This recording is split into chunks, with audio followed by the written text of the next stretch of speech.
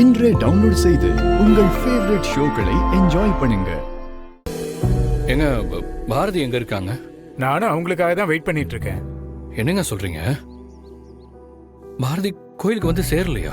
இல்லப்பா, நான் ஃபோன் பண்ணப்போ வந்துட்டு இருக்கேன்னு சொன்னாங்க. அண்ணி நமக்கு முன்னாடியே கிளம்புனாங்களே, இன்னுமா வராம இருக்காங்க?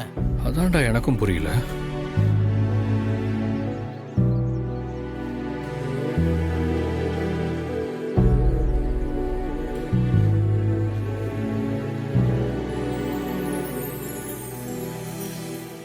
அண்ணே, அண்ணி வந்துட்டாங்க பாருங்க.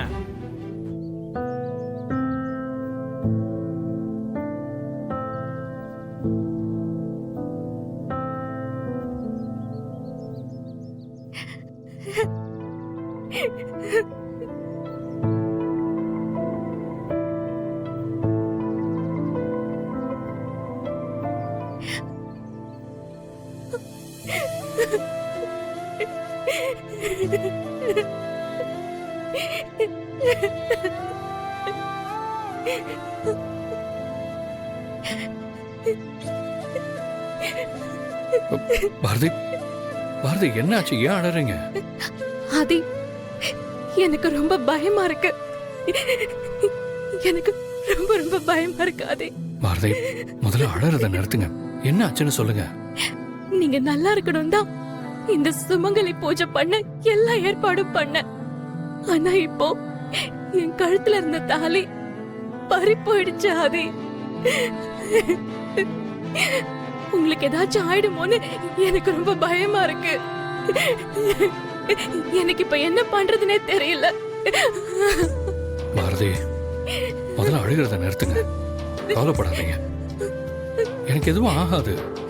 நீங்க எனக்காக இருக்கிறப்போ அதை மீறி எனக்கு யாரு என்ன பண்ண முடியும்?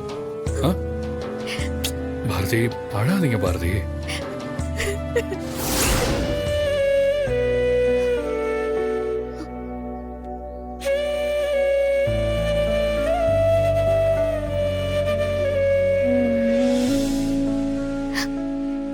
ஆதி, எனக்கு உங்களை கட்டி பிடிச்சு அழணும் போல இருக்கு.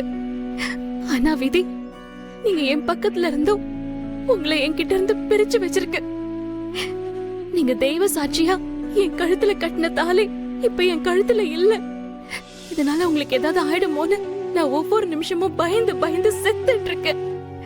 தாலி என் கழுத்தை விட்டு போனதுல இருந்து என் உயிரே என்னை விட்டு போன மாதிரி இருக்கு ஆதி. பாரதி, என்னாச்சு? ஏன் அழறீங்க? பாரதி, என்ன நடந்துச்சுன்னு சொல்லுங்க ப்ளீஸ். நான் கோயிலுக்கு வந்துட்டு இருந்த வழியில பைக்ல வந்த 2 பேரு என் கழுத்துல இருந்த தாலி செயின் அறுத்துட்டு போயிட்டாங்க சார்.